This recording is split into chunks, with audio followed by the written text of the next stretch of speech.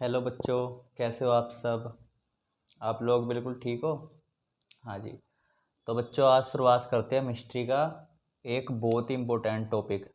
इसका नाम है हड़प्पा सभ्यता। ठीक है, हड़प्पा सभ्यता। ठीक है, ये पहली ऐसी सभ्यता थी जो नगरीय थी। ठीक है, ग्रामीण नहीं थी। ये कौन सी सभ्यता थी? नगरीय सभ्यता। ठीक है, अब इसको बात आती है कि ये इसका क्षेत्रफल था, है ना, वो कहाँ कहाँ तक फैला हुआ था। ठीक है, अब इसकी बात करते हैं कि ये उत्तर से लेके दक्षिण तक, पूर्व से पश्चिम तक कहाँ तक फैला हुआ था। ठीक है, अभी ये इसका उत्तर का क्षेत्र है। ठीक है, उत्तर का क्षेत्र कहाँ तक? इसका मांडा।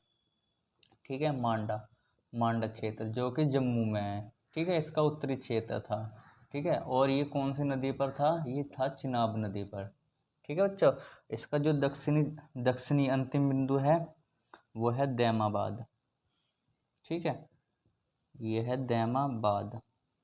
ठीक है, और जो है महाराष्ट्र के अंदर। ठीक है, कहाँ पे? महाराष्ट्र के अंदर। ठीक है, कौन सी नदी पर है ये है गोदावरी नदी पर। ठीक है, ये इसका दक्षिणी बिंदु है। ठीक है, और इसका पूर्व का बिंदु, आखिरी पूर्व बिंदु है आलम आलमगीर। ठीक है, आलमगीर जो कि कहाँ पे है? उत्तर प्रदेश में। कौन से जिले में? मेरठ जिले में। कौन से जिले में? मेरठ जिले में। अब पूछे कौन सी नदी के तट पर है? ये है हिंडन नदी के तट पर।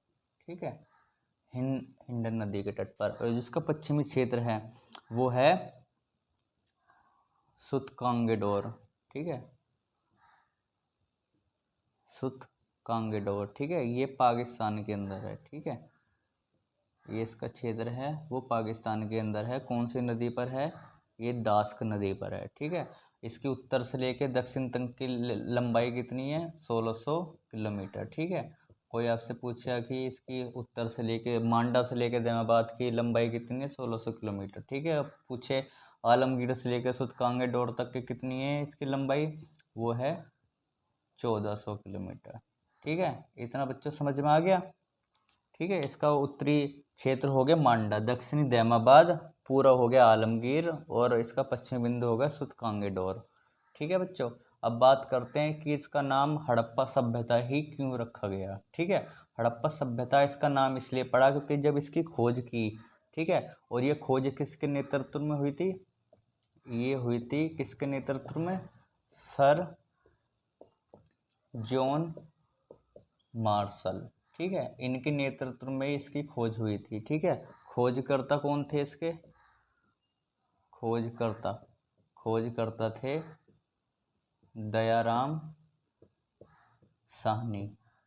कौन से वर्ष की? 1921 में। ठीक है, 1921 ईस्वी में। ठीक है, जो इसका सबसे पहला स्थल खोजा गया वो था हड़प्पा। ठीक है, जब सबसे पहला ही स्थल हमने खोजा हड़प्पा, तो इसका नाम भी हड़प्पा सभ्यता पड़ा। ठीक है, इसके नाम पर इसके सभ्यता का नाम हुआ हड़प्पा। ठीक है, अब ये हड़प्पा है, ये कौन सी नदी के तट पर है? ये है रावी। ठीक है, पूछे रावी नदी के तट पर है। ठीक है, हड़प्पा। ठीक है, ये पाकिस्तान का क्षेत्र है। कहाँ का क्षेत्र है ये? पाकिस्तान पाकिस्तान के मांट मोंटगोमरी। ठीक है, मोंटगोमरी जिले के अंदर आता है। ठीक है, ठीक है, मोंटगोमरी। ठीक है, मोंटगोमरी जिले के अंदर आता है ये पाकिस्तान के। ठीक है, इसके बाद अब पूछे यहाँ से क्या क्या साक्ष्य मिले हैं यहाँ से।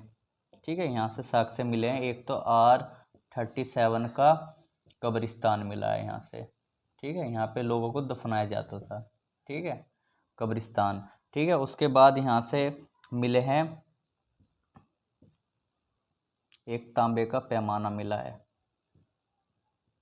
तांबे का पैमाना। ठीक है, तांबे की एक इक्का गाड़ी मिली है। इक्का गाड़ी। ठीक है, इसके बाद यहाँ से एक पशुपतिनाथ की मूर्ति मिली है। ठीक है, नहीं पशुपतिनाथ नहीं, यहाँ से मिली है एक मूर्ति मिली है। ठीक है, एक मूर्ति जिसके गर्भ से एक पौधा निकलता हुआ दिखाई दे रहा है। ठीक है, इससे पता चलता है कि ये पेड़ पौधों से ज़्यादा लगाव करते थे। ठीक है, और यहाँ पे ये पेड़ पौधों की पूजा भी किया करते थे। ठीक है, ये प्रकृति की पूजा किया करते थे। ठीक है, इतनी बात समझ में आ गई। इसके बाद दूसरे क्षेत्र पर चलते हैं। इसका एक क्षेत्र है मोहनजोदड़ो। ठीक है, इसका एक क्षेत्र है मोहनजोदड़ो, जिसके ऊपर पता है आपको एक मूवी बन चुकी है मोहनजोदड़ो। ठीक है, इसकी खोज किसने की थी? इसकी खोज की थी राखल दास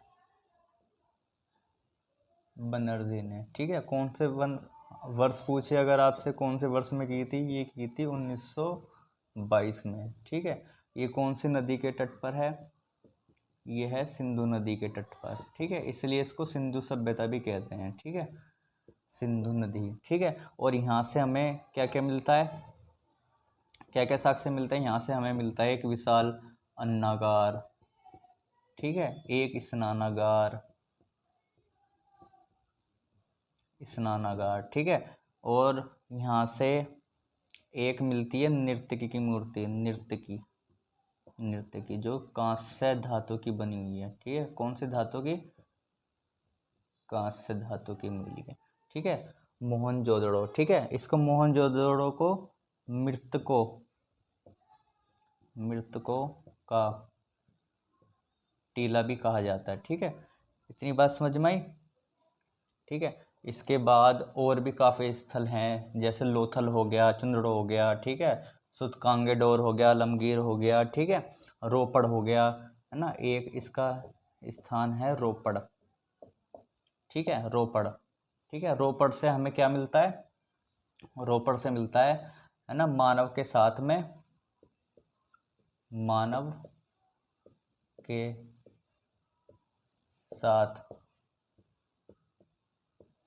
कुत्ते को दफनाने के साक्ष्य। ठीक है, मतलब मनुष्य के साथ में उसके पालतू पशु को भी दफनाया जाता था। ठीक है, इससे पता चलता है कि वहाँ पे पशुपालन भी किया जाता था। ठीक है, रोपड़। ठीक है, इसके बाद लोथल है। ठीक है, लोथल ये उस समय का प्रमुख बंदरगाह था। ठीक है, यहाँ से हम सामान का भारत देशों में है ना वो करते थे, क्या कहते हैं, आयात निर्यात किया जाता था। ठीक है, लोथल से। ठीक है, बंदरगाह। ठीक है, यहाँ से लोथल। ठीक है, इसकी खोज किसने की थी? रंगनाथ राव ने। ठीक है, रंगनाथ राव ने। ठीक है, रंगनाथ राव ने की थी इसकी खोज। ठीक है, यहाँ से हमें एक युग्मित समाधान मिलता है। ठीक है, युग्मित समाधान मतलब दोनों जोड़ों को एक साथ दफनाया जाता है, समाधान। ठीक है, युग्मित समाधान मिलता है। ठीक है ना। और यहाँ पे धातुओं को गलाने का कारखाना भी मिला है। ठीक है, धातु को गलाने का कारखाना। ठीक है, कारखाना भी मिला है यहाँ से। ठीक है, ऐसे ही कारखाना कहाँ से मिला हमें? चुंदड़ों से भी मिला है। ठीक है, ऐसे ही कारखाना हमें चुंदड़ों से भी मिला है। ठीक है, चुंदड़ों के अंदर हमें और भी क्या मिलता है? उस यहाँ से हमें काजल की डिब्बी मिली है, काजल, है ना, कंघी। ठीक है, दवात, इनके साक्ष्य भी मिले हैं। ठीक है, चुंदड़ों से। ठीक है, इसके बाद बात करते हैं रंगपुर की, और भी काफ़ी हैं। ठीक है, आलमगीर से, जो उत्तर प्रदेश का आलमगीर है, वहाँ से रीछ आलमगीर। ठीक है, आलमगीर यहाँ से हमें सांप और रीछ की, ठीक है, मिरण मूर्ति मिली है। ठीक है, मिरण मूर्तियाँ। ठीक है, यहाँ से मूर्तियाँ मिली हैं। ठीक है, आलमगीर। ठीक है, उसके बाद आता है रंगपुर। रंगपुर से हमें धान की भूसी के साक्ष्य मिले हैं, ठीक है, धान की भूसी, धान की भूसी, ठीक है। उसके बाद रंगपुर हो गया, ठीक है। उसके बाद एक है धोलावीरा, धोलावीरा यहाँ से, है ना, यहाँ की जो हड़प्पा की लिपि थी, हड़प्पा लिपि, लिपि के 10 बड़े अक्षर, अक्षर के चिन्ह मिले हैं, ठीक है, ठीक है, 10 बड़े अक्षर के चिन्ह मिले हैं धोलावीर से। ऐसी काफ़ी चीज़ें मिली हैं जो यहाँ की बताती है कि मतलब ये सभ्यता बहुत ही अहम थी, ठीक है, उस टाइम की, मतलब नगरीय सभ्यता थी उस टाइम की, ठीक है। इससे पहले कहीं हमें नगरीय के कहीं प्रमाण नहीं मिलते, ठीक है। यह पहली नगरीय सभ्यता थी, ठीक है। और सबसे बड़ी बात है यहाँ के आवास, जो आवास थे ना यहाँ के, वो पक्की ईंटों से निर्मित थे, ठीक है, पक्की ईंटों से, पक्की ईंटों से निर्मित थे, ठीक है, पक्की ईंट। फिर उसके बाद में यहाँ की जो नालियाँ थी, ठीक है, नालियाँ, ठीक है, ये भी ढकी हुई मिली हैं, ठीक है, ढकी हुई, ढकी हुई, ठीक है। इससे इन्होंने स्वच्छता का भी ध्यान रखा है इन्होंने, ठीक है, ताकि वहाँ पे गंदगी ना फैले, इसलिए इन्होंने नालियों को ढक दिया करते थे, ठीक है। और जो यहाँ की सड़कें हैं, ठीक है, सड़कें भी ग्रिड, कौन सी पद्धति द्वारा, ग्रिड पद्धति द्वारा निर्मित थी, ठीक है, जो एक दूसरे को समकोण पर काटती थी, ठीक है, एक दूसरे को समकोण पर, ठीक है। ये जो सड़कें थी, ये है ना टेढ़ी मेढ़ी नहीं थी बिल्कुल, एकदम जैसे होता ना एकदम ऐसे बिल्कुल सीधी, और इसको ऐसे समकोण पर काटती थी, ठीक है, ये ऐसी गलियां थी, ठीक है। और जो सड़कें थी वो भी पक्की ईंटों से निर्मित थी, ठीक है। काफ़ी घरों में अलंकृत हैं, नक्काशी वाले घर भी मिले हैं, ठीक है, चबूतरे मिले हैं, ठीक है, जो पक्की ईंटों से चबूतरे बनाए जाते थे ना, घर के बाहर चबूतरे बना देते थे, ठीक है। घरों के अंदर कुएं भी मिले हैं, ठीक है, प्रत्येक घर में एक कुआं मिला है, ठीक है। और काफ़ी घर थे जो काफ़ी सारे घर मिले, ऐसे मिले हैं जिनके दरवाजे हैं ना मुख्य द्वार पे, मतलब मुख्य सड़क पर ना खुल के, जो खिड़की दरवाजे हुआ करते थे, है ना, वो पीछे गली की तरफ खुला करते थे, ठीक है। तो उन्होंने इस बात पे भी ध्यान रखा, ठीक है। और यहाँ की जो मापतोल है, मापतोल, जो यहाँ का मापतोल होता था, वो 16 के अनुपात में बट्टे मिले हैं, 16 के अनुपात में, 16 के अनुपात में, ठीक है। बट्टे जानते हो ना आप, है ना, 16 के अनुपात में बट्टे मिले, जैसे 16, ठीक है, 32, 64, ठीक है, 16 के अनुपात में मिले, ठीक है। इतना समझ में आ गया। उसके बाद मापतोल हो गया, ठीक है। और यहाँ पे कृषि कौन सी होती थी, अगर आपसे पूछे कृषि के साक्ष्य क्या क्या मिले यहाँ से कपास की कृषि के साक्ष्य मिले हैं, ठीक है। इसके बाद में यहाँ पे नील की कृषि होती थी, ठीक है, गेहूँ, ठीक है, जौ, ठीक है, इन सभी के साक्ष्य मिले हैं, ठीक है। कपास, यहाँ से सूती वस्त्र, ऊनी वस्त्र के भी साक्ष्य काफ़ी मिले हैं, ठीक है। इसके बाद कृषि हो गया। उसके बाद करते हैं यहाँ का, है ना, पशुपालन, ठीक है, पशुपालन भी किया करते थे यहाँ के लोग, ठीक है, घोड़े, ठीक है, हर चीज़ का। और यहाँ पे पूजा, ठीक है, किस, यहाँ पे मातृ देवी की पूजा की जाती थी, ठीक है, मातृ देवी, है ना, मातृ देवी की पूजा होती थी, ठीक है, पशुपतिनाथ की पूजा होती थी, ठीक है ना। और लिंग की पूजा होती थी। एक कुबड़ वाला सांड मिला है, ठीक है, एक कुबड़ वाला सांड, ठीक है, ये भी पशुओं में अहम था, कुबड़ वाला सांड, ठीक है, इसकी मूर्ति मिली है, ठीक है, जो कि काफ़ी अहम था, ठीक है। और लोग यहाँ पे, है ना, पेड़ पौधों की भी पूजा किया करते थे यहाँ के लोग, ये प्रकृति प्रेमी थे ज़्यादा, ठीक है, प्रकृति से प्रेम करते थे, ठीक है। और आजकल के लोग आपने देखे हैं, प्रकृति कहाँ पेड़ों काटने के पीछे लगे हुए हैं, ठीक है। और ये हड़प्पा सभ्यता एक ऐसी सभ्यता थी मतलब जो उस टाइम भी मतलब पेड़ पौधों पर इतना पूजा किया करते थे। आज भी काफ़ी देश मतलब काफ़ी हमारे देश के क्षेत्र हैं जो पेड़ पौधों की रक्षा करते हैं। जैसे चिपको आंदोलन था अपना, वो पेड़ पौधों से रिलेटेड था। आज भी हैं जो काफ़ी पेड़ पौधों पर लगाव करते हैं, ठीक है, उस टाइम भी होता था, ठीक है। उसके बाद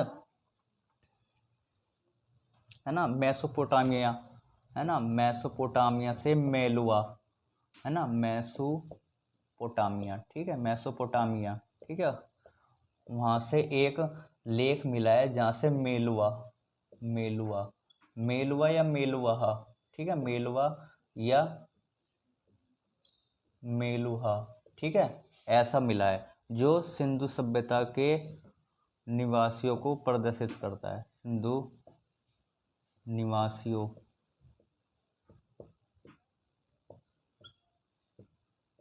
प्रदर्शित करता है, ठीक है, ठीक है। और फिर उसके बाद है कि मतलब यहाँ का मतलब कैसे विनाश हुआ, ठीक है। इसका विनाश के कई कारण हो सकते हैं जो कि अभी मतलब प्रमाणिक नहीं है कि सभी विद्वानों ने अपना, कोई कहता है कि मतलब यहाँ पे बाढ़ आई, ठीक है, कोई कहता है यहाँ पे युद्ध हुआ जिसके कारण, कोई कहता है आर्यों के आने के कारण ये सभ्यता लुप्त हो गई, आर्यों ने इनका विनाश करा, ठीक है, अलग अलग कारण बताए जाते हैं, ठीक है। ऐसे ही काफ़ी सारे हैं, है ना, काफ़ी चीज़ मैंने आपको बता दी इसके हड़प्पा सभ्यता के बारे में, ठीक है। और ये कांस्य युगीन थी, ठीक है, इसको हड़प्पा सभ्यता भी कहते हैं, कांस्य युगीन भी कहते हैं, पहली नगरीय सभ्यता भी कहते हैं इसको, ठीक है। और इसको क्या कहते हैं, और इसको सिंधु सभ्यता भी कहते हैं, ठीक है। और यहाँ के जो निवासी थे वो साफ सफाई पे भी ध्यान देते थे, ठीक है। और यहाँ की जो नालियाँ थी वो ढकी रहती थी, सड़कें थी वो समकोण प्रकार थी, ठीक है। और ये एक दूसरे के मतलब मुख्य सड़क से जो गांव की सड़कें होते हैं ना उनको मिलाती थी, ठीक है। और ये जो शहर थे ना, इनके शहर, ये शहर दो भागों में विभाजित थे, ठीक है, शहर दो भागों में विभाजित थे,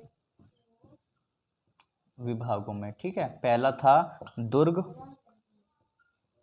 दुर्ग, ठीक है, यहाँ पे जो बड़े राजा, ठीक है, मंत्री, है ना, या उच्च वर्ग अधिकारी थे, ठीक है, वो यहाँ पे निवास करते थे, ठीक है। दूसरा था निचला शहर, ठीक है, निचला, निचला शहर, यहाँ पे आम जनता रहती थी, ठीक है, आम जनता रहती थी, ठीक है। काफ़ी सारी चीज़ें हैं जो इस चीज़ मतलब इस सभ्यता को है ना उस टाइम की सभ्यता से अलग करती है, ठीक है। उस टाइम कहीं भी ऐसा कुछ नहीं था, यहाँ पे दुर्गों की घेराबंदी की जाती थी, ठीक है। और भी काफ़ी चीज़ें हैं इसकी जो मैं आपको बाद में बताऊंगा, ठीक है। अभी टाइम कम है इसलिए मैं आपको जितना बता सका बता दिया मैंने, है ना, इतना काफ़ी है जो आपके पेपर में आता है, इससे ज़्यादा बाहर कुछ नहीं आता, ठीक है ना। हड़प्पा सभ्यता ये है, ठीक है, ठीक है बच्चों, आपको समझ में आया, ठीक है। आगे मैं आपके लिए अलग अलग ऐसी टॉपिक लेकर आऊँगा जो आपको मतलब एग्ज़ाम में बिल्कुल पार करा देंगे, ठीक है, बिल्कुल, ठीक है, टेंशन नहीं लेनी, ऐसे ही इसको पढ़ लेना, ठीक है, ठीक है बच्चों, बाय।